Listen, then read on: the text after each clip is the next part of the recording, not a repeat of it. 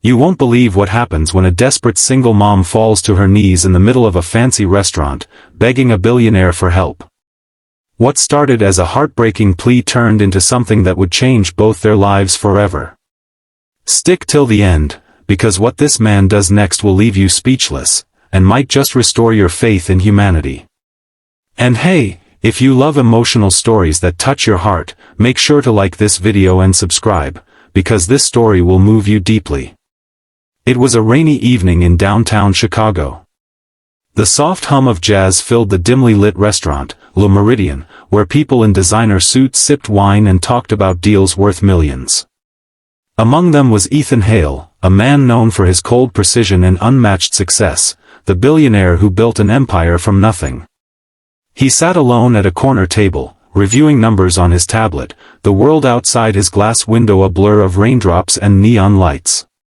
But across the room, unnoticed by most, a young woman in a worn-out uniform balanced a tray of plates with shaking hands. Her name was Lena Carter, a single mom barely making it through each day. Her tired eyes carried the weight of too many sleepless nights spent working double shifts at this restaurant, then rushing home to her little girl, Emily, who was battling a heart condition. That night, Lena's world was falling apart. The hospital had called earlier. Emily's condition had worsened. She needed surgery, and fast. But the cost, $80,000. For Lena, it was more than a number. It was a wall she could never climb. She had already sold her car, pawned her jewelry, even begged for extra shifts. But nothing was enough. When her shift ended, Lena found herself standing at the back of the restaurant, staring at the last customer still there, Ethan Hale, the billionaire everyone whispered about. She didn't know him, but she knew desperation left no pride. Her heart was pounding so loudly she could barely hear her own thoughts. As Ethan signed his bill, ready to leave, she stepped forward, tears trembling in her eyes. "Sir," she whispered, her voice breaking. "Please, please, save my daughter." The entire restaurant froze. The hostess gasped. The manager started walking over, but Ethan lifted his hand to stop them. He turned to the woman before him, confusion flickering across his usually unreadable face. "What did you say?" he asked quietly. "My daughter, she's dying," Lena said, her words tumbling out between sobs. "She needs surgery, I've tried everything. I don't know what else to do. You looked like someone who could help." It was a scene no one expected to witness in a high-end restaurant. The billionaire everyone called heartless now stood face to face with a mother who had nothing left but hope. For a long moment, Ethan didn't speak. He just looked at her, not with pity, but with something deeper. Something almost familiar. Then, without a word, he reached into his jacket, took out his business card, and handed it to her. "Meet me at Hale Medical tomorrow morning at 9 a.m., he said firmly. "Don't be late." The next morning, Lena arrived trembling, holding Emily's small hand. The little girl was pale but smiling, her tiny fingers clutching a stuffed rabbit. Ethan met them in the hospital lobby, and to Lena's shock, doctors were already waiting. Within hours, Emily was admitted, examined, and prepped for surgery, fully covered by Ethan's personal foundation.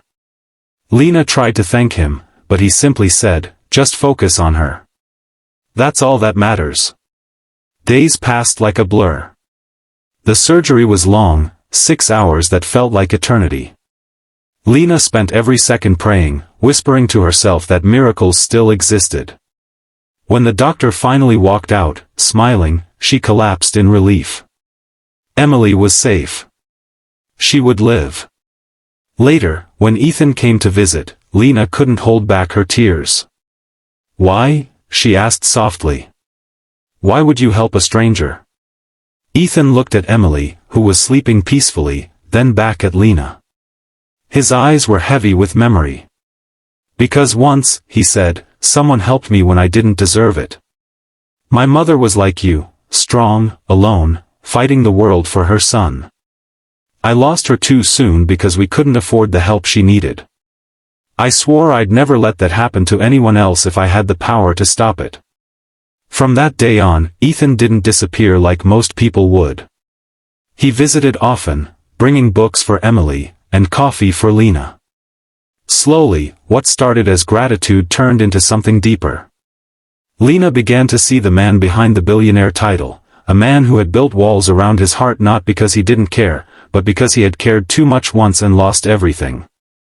And Ethan, he found something he never realized he'd been searching for. A family. A reason to smile that wasn't tied to success or wealth. Months later, Emily ran across the park, laughing, healthy, free.